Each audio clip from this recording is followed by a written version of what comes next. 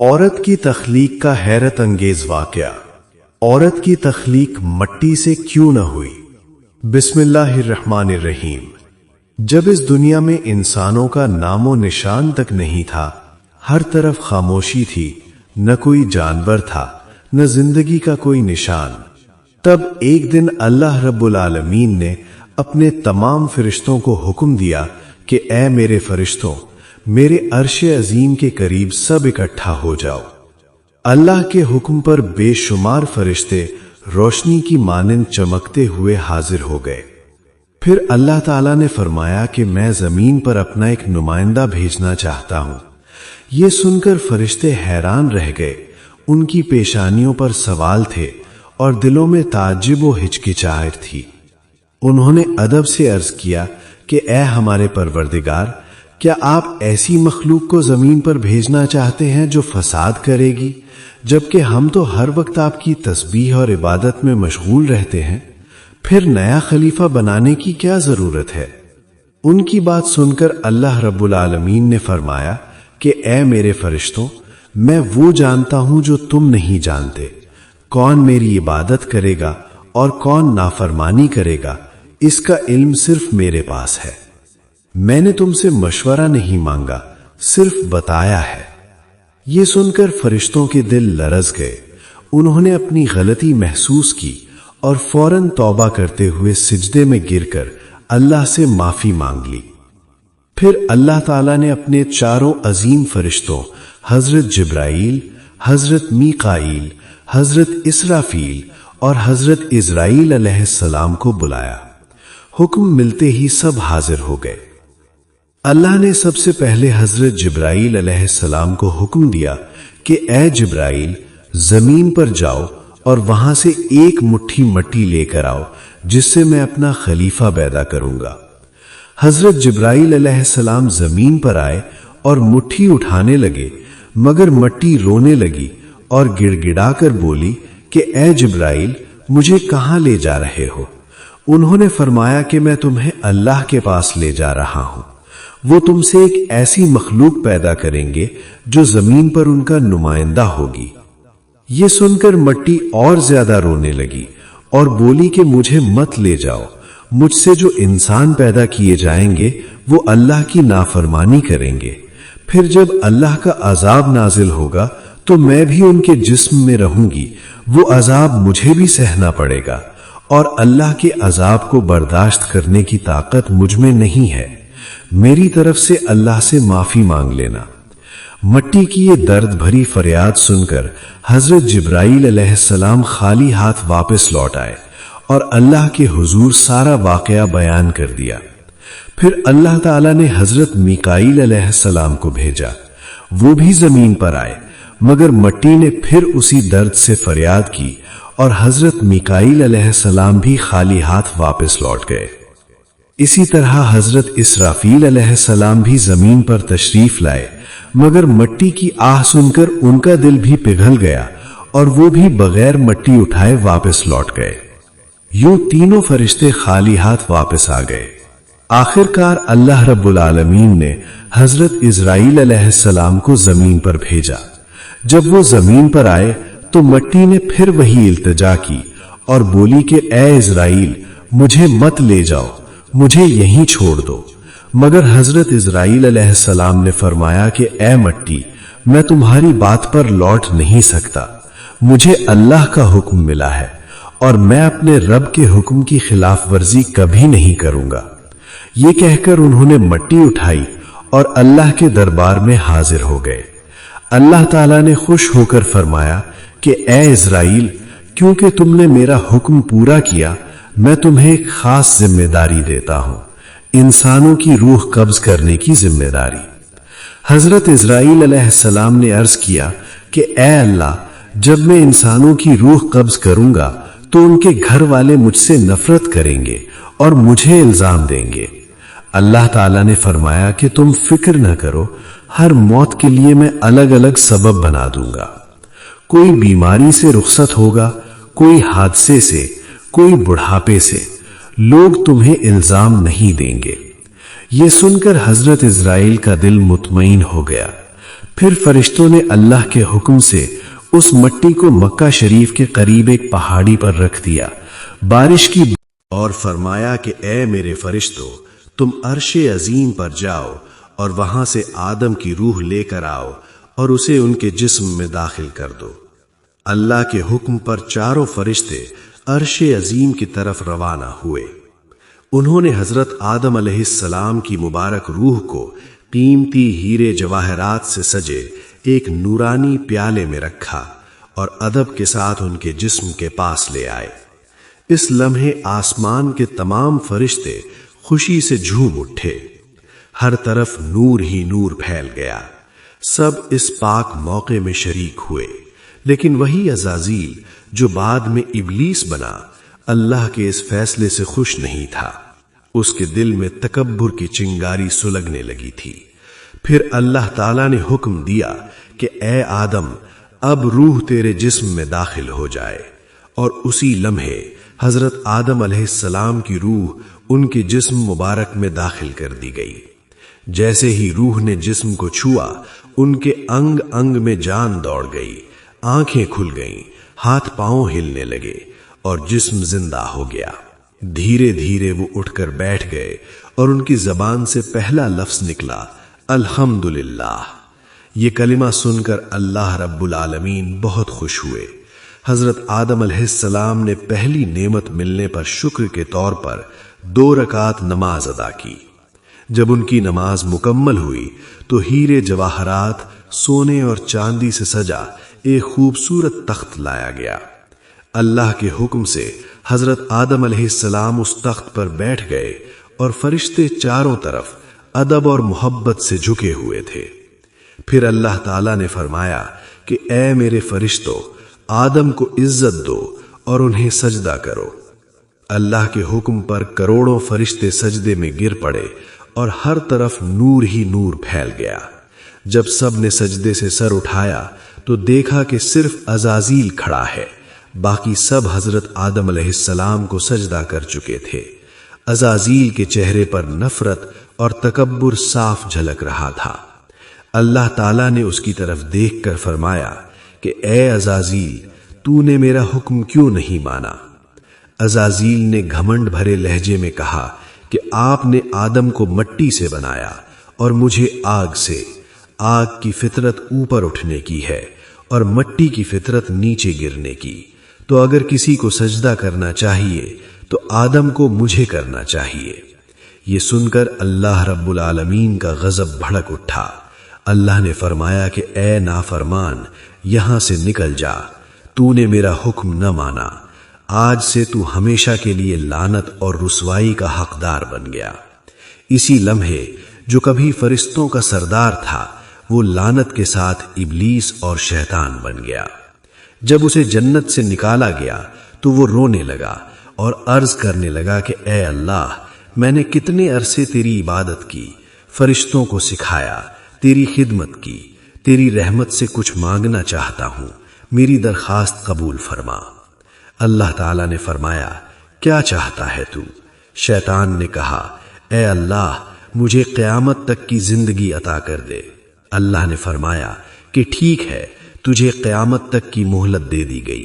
फिर शैतान ने कहा, ए मालिक, आज जिस बनी आदम की वजह से मैं निकाला गया, मुझे ताकत दे कि मैं उनके जिस्म में, उनकी रगों में दाखिल हो सकूं।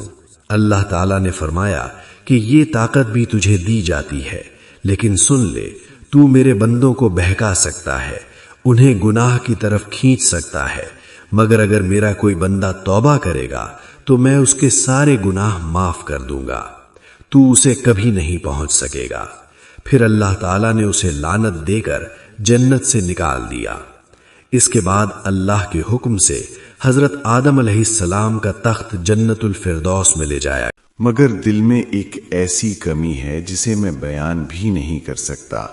हजरत जिब्राइल अलैहिस्सलाम मुस्कुराए और बोले, हाँ आदम, मैं जानता हूं, अल्लाह ने मुझे इसीलिए भेजा है। फिक्र ना करो, बहुत जल्द तुम्हारी ये कमी पूरी कर दी जाएगी। ये कहकर वो वापस चले गए। फिर अगले दिन फजर की अजान से पहले जब हजरत आदम अलैहिस्सलाम नींद की गहरी आगोश में थे, اسی وقت حضرت جبرائیل علیہ السلام اللہ کے حکم سے ان کے پاس تشریف لائے۔ بڑے ادب سے حضرت آدم علیہ السلام کی بائیں پسلی سے ایک ہڈی نکالی، اس پر گوشت اور چمڑا چڑھایا، پھر اس میں نورانی سانس پھونکی، یوں ایک نئی تخلیق کی ابتدا ہوئی۔ وہ ہڈی فوراً نور سے بھرنے لگی اور تھوڑی دیر میں اس نے ایک حسین عورت کا روپ اختیار کر لیا، جس کے چہرے سے ایسی روشنی پھوٹ رہی تھی جیسے پوری جنت اس نور سے جگمگا اٹھی ہو۔ حضرت جبرائیل علیہ السلام مسکرائے اور حضرت آدم علیہ السلام کے پاس آ کر دھیرے سے بولے، اے آدم اٹھیے۔ حضرت آدم علیہ السلام جاگے، سامنے نگاہ پڑی اور حیران رہ گئے۔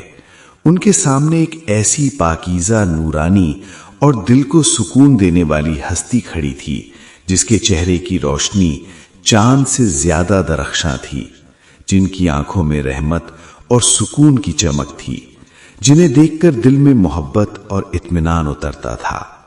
حضرت آدم علیہ السلام دیکھتے ہی رہ گئے۔ تب حضرت جبرائیل علیہ السلام نے فرمایا، اے آدم، یہ ہیں آپ کی ہمسفر، آپ کی زندگی کے ساتھی بی بی حوا علیہ السلام۔ یہ سنتے ہی حضرت آدم علیہ السلام کے چہرے پر مسکراہٹ پھیل گئی۔ دل کا وہ خالی پن جو مدتوں سے تھا ایک لمحے میں ختم ہو گیا۔ ان کے دل میں خوشی کی ایک لہر دوڑ گئی، ایسی خوشی جو الفاظ میں بیان نہیں کی جا سکتی۔ اسلامی روایات اور علماء کے مطابق عورت کی تخلیق مرد کی پسلی سے ہونے کی کئی حکمتیں بیان کی جاتی ہیں۔ یہ کسی کمزوری یا کمتر ہونے کی دلیل نہیں بلکہ محبت، قربت اور رحمت کی نشانی ہے۔ پہلے حکمت یہ کہ پسلی دل کے قریب ہوتی ہے، اس میں اشارہ ہے کہ عورت کو دل کے قریب محبت اور احترام کے ساتھ رکھا جائے۔ دوسری حکمت یہ کہ پسلی جسم کے نازک حصوں کی حفاظت کرتی ہے، اس طرح عورت بھی گھر اور خاندان کی حفاظت، سکون اور رحمت کا باعث بنتی ہے۔ تیسری حکمت یہ کہ پسلی نرم اور لچکدار ہوتی ہے، اسی طرح عورت کی فطرت بھی نرمی، لچک اور محبت پر رکھی گئی ہے تاکہ وہ بچوں کی تربیت اور رشتوں کی ذمہ داریوں کو بہتر انداز میں نبھا سکے۔ چوتھی حکمت یہ کہ عورت کا مرد کی پسلی سے پیدا ہونا دونوں کے وجودی اور فطری تعلق کو ظاہر کرتا ہے۔ مرد اور عورت ایک دوسرے کی تکمیل ہیں۔ اور پانچویں بات یہ کہ یہ تخلیق برتری یا کمزوری کا مسئلہ نہیں بلکہ تکمیل، محبت اور باہمی ضرورت کی علامت ہے۔ اسلام کے مطابق نہ مرد عورت سے افضل ہے نہ عورت مرد سے، دونوں ایک دوسرے کے بغیر مکمل نہیں۔ تفسیروں میں آتا ہے کہ دنیا کی ساری عورتوں میں جسے اللہ تعالیٰ نے سب سے زیادہ حسن عطا کیا وہ بی بی حوا علیہ السلام تھیں۔ حضرت آدم علیہ السلام دیر تک انہیں دیکھ کر اللہ کا شکر ادا کرتے رہے۔ دھیرے دھیرے وہ ان کے قریب جانے لگے، مگر حضرت جبرائیل علیہ السلام نے ادب سے روک کر فرمایا، اے آدم، نکاح کیے بغیر آپ کے لیے ان کے قریب جانا جائز نہیں، پہلے اپنے رب کے حضور نکاح کی دعا کیجیے۔ حضرت آدم علیہ السلام نے سر جھکا لیا اور ویسا ہی کیا جیسا حضرت جبرائیل علیہ السلام نے فرمایا تھا۔ انہوں نے اللہ تعالیٰ سے بی بی حوا علیہ السلام کے ساتھ نکاح کی دعا مانگی۔ اللہ تعالیٰ نے دعا قبول فرمائی اور ارشاد فرمایا، اے آدم، میں نے تمہارا اور حوا کا نکاح مکمل کر دیا ہے، اب تم اپنی بیوی کا مہر ادا کرو۔ حضرت آدم علیہ السلام نے عرض کیا، اے میرے رب، مہر کیا ہوتا ہے؟ اللہ تعالیٰ نے فرمایا، اے آدم، تمہارے نکاح کا مہر یہ ہے کہ تم میرے پیارے حبیب حضرت محمد صلی اللہ علیہ وسلم پر کچھ مرتبہ درود بھیجو۔ حضرت آدم علیہ السلام کا دل عشق سے بھر گیا، انہوں نے سر جھکا کر عرض کیا، لبیک یا ربی۔ پھر حضور صلی اللہ علیہ وسلم پر پورے خلوص کے ساتھ کئی مرتبہ درود پڑھا اور یوں انسانیت کا پہلا اور سب سے پاک نکاح مکمل ہوا۔ اللہ تعالیٰ نے حضرت آدم اور حوا علیہ السلام کو خوشی اور سکون کے ساتھ جنت میں رہنے کی اجازت دی اور فرمایا، اے آدم، سن لو، جنت کی ساری نعمتیں تم دونوں کے لیے ہیں، جو چاہو کھاؤ پیو اور رحمتوں کا لطف اٹھاؤ، لیکن اس ایک درخت کے پاس مت جانا اور اس کے پھل کو کبھی مت کھانا۔ تفسیروں میں آتا ہے کہ وہ گندم کا درخت تھا۔ آدم اور حوا علیہ السلام جنت میں محبت اور سکون کے ساتھ رہنے لگے، ہر طرف نعمتیں تھیں اور رحمت کا سایہ تھا، لیکن ادھر شیطان جنت سے نکالا جا چکا تھا۔ وہ باہر بیٹھا ہر لمحہ یہ سوچتا رہتا کہ آدم اور حوا کو کیسے برباد کروں۔ اس نے اپنے پرانے علم اور چالیں یاد کی، وہ دعائیں اور عمل پڑھے جن سے وہ جنت کے دروازے کے قریب پہنچ سکتا تھا۔ آخر کار اس کی کوششیں کامیاب ہو گئیں اور وہ جنت کے دروازے تک پہنچ گیا۔ وہاں اس نے دیکھا کہ دیوار پر ایک مور بیٹھا ہے، مور نے اسے دیکھا اور پوچھا تو کون ہے؟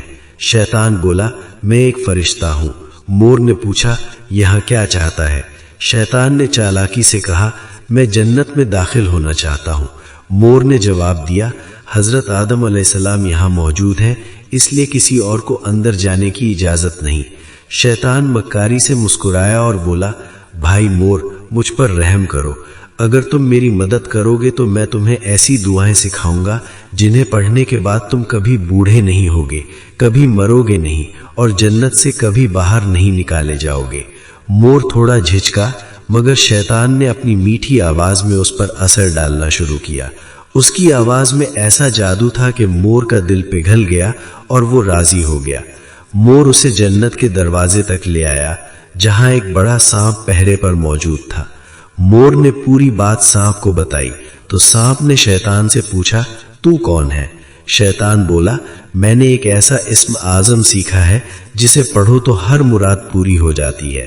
سانپ کی آنکھوں میں لالچ چمک اٹھا اور وہ بولا وہ دعا مجھے بھی سکھا دو۔ شیطان مسکرا کر بولا ضرور سکھاؤں گا مگر ایک شرط ہے۔ سانپ نے پوچھا کون سی شرط؟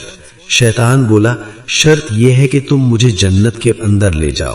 سانپ نے لمبی سانس لی اور کہا آدم علیہ السلام کے رہتے ہوئے کسی کو اندر لے جانا ممکن نہیں، مگر شیطان کی مکاری ابھی ختم نہیں ہوئی تھی۔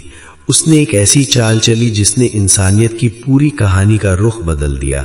اس نے سانپ کی آنکھوں میں دیکھ کر کہا اگر تم چاہو تو میں تمہارے منہ کے اندر چلا جاتا ہوں، اس طرح تم بھی جنت میں رہو گے اور اللہ کا حکم بھی نہیں ٹوٹے گا۔ سانپ نے کچھ سوچا اور اسے یہ بات مناسب لگی۔ اس نے اپنا منہ کھولا اور شیطان اس کے اندر داخل ہو گیا۔ پھر شیطان نے کہا اے سانپ اب مجھے بیوی حوا علیہ السلام کے پاس لے چلو۔ سانپ سر جھکائے جنت کی رحمتوں کے درمیان سے گزرا اور شیطان کو اپنے منہ میں لیے بیوی حوا علیہ السلام تک پہنچ گیا۔ وہاں پہنچ کر شیطان نے اچانک رونا اور چیخنا شروع کر دیا۔ اس کی سسکیاں اتنی بلند تھیں کہ حوریں اور غلمان بھی جمع ہو گئے۔ بی بی حوا علیہ السلام نے حیران ہو کر پوچھا اے اجنبی تم کیوں رو رہے ہو؟ شیطان نے جھوٹی معصومیت سے کہا میں تمہارے انجام کو سوچ کر رو رہا ہوں۔ یہ سن کر بی بی حوا علیہ السلام چونک گئیں اور بولی ہمارا انجام کیا ہونے والا ہے؟ شیطان بولا اللہ تعالیٰ بہت جلد تمہیں اور تمہارے شوہر حضرت آدم علیہ السلام کو جنت سے نکال کر زمین پر بھیج دے گا۔ میں نے یہ بات عرش عظیم پر لکھی ہوئی دیکھی ہے اور اسی غم میں رو رہا ہوں۔ بی بی حوا علیہ السلام کے چہرے پر پریشانی آ گئی اور انہوں نے نرمی سے پوچھا تمہاری بات سچ ہے، یہ میں کیسے جانوں؟ شیطان نے فوراً کہا اگر میں جھوٹ بول رہا ہوں تو مجھ پر اللہ اور تمام فرشتوں کی لعنت ہو۔ اس نے اللہ کے نام کی قسم کھائی اور اس کی باتوں سے بی بی حوا کا دل نرم پڑ گیا۔ انہوں نے دھیمی آواز میں پوچھا اگر یہ سچ ہے تو کیا زمین پر بھیجے جانے سے بچنے کا کوئی راستہ ہے؟ شیطان نے کہا ہاں، اگر تم اس درخت کا پھل کھا لو جس کے قریب جانے سے منع کیا گیا تھا تو تم ہمیشہ جنت میں رہو گی۔ بی بی حوا علیہ السلام کچھ لمحے سوچتی رہیں، پھر اس گندم کے درخت کی طرف بڑھیں۔ انہوں نے ایک پھل توڑا، اسے دیکھا اور ایک نوالا کھا لیا۔ پھل میٹھا تھا مگر جیسے ہی انہوں نے کھایا جنت کی ہوائیں رک گئیں۔ پھر وہ آدھا پھل لے کر حضرت آدم علیہ السلام کے پاس پہنچی اور نرمی سے کہا اے آدم آپ بھی یہ کھا لیجئے۔ حضرت آدم علیہ السلام نے معصومیت سے بات مان لی اور پھل کھا لیا۔ اسی لمحے ان کے جسموں سے جنتی لباس اتر گئے اور نورانی خوشبو ختم ہو گئی۔ دونوں کو اپنی غلطی کا احساس ہوا اور دل توبہ سے بھر گئے۔ اللہ رب العالمین کو یہ عمل پسند نہ آیا اور فرشتوں کو حکم دیا گیا کہ آدم اور حوا کو زمین پر اتار دو۔ حضرت جبرائیل علیہ السلام فرشتوں کے ساتھ آئے اور آدم اور حوا کو زمین پر اتار دیا۔ یہی وہ مقام ہے جہاں سے انسان کی اصل کہانی شروع ہوتی ہے، ایک ایسی کہانی جس میں آزمائش بھی ہے، توبہ بھی اور رحمت بھی۔ اللہ تعالیٰ نے یہ سکھایا کہ اگر غلطی ہو جائے تو توبہ کرو کیونکہ اس کی رحمت کا دروازہ ہمیشہ کھلا ہے۔ حضرت آدم اور حوا علیہ السلام کو زمین پر اتار کر ایک دوسرے سے جدا کر دیا گیا۔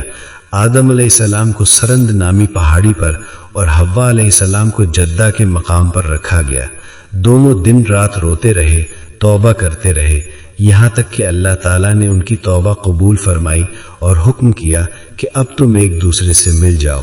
پھر وہ ملے اور انسانیت کی نئی شروعات ہوئی، ان کی اولاد پیدا ہوئی اور یوں نسل انسانی آگے بڑھی۔ یہی وہ پہلی داستان ہے جس سے ہمیں یہ سبق ملتا ہے کہ چاہے کتنی بڑی غلطی ہو جائے، اگر انسان سچے دل سے توبہ کرے تو اللہ تعالیٰ معاف فرما دیتا ہے۔ امید ہے آپ کو یہ تحریر پسند آئی ہوگی۔ کمنٹ باکس میں اللہ کے 99 ناموں میں سے کوئی ایک نام ضرور لکھیں۔ فی امان اللہ۔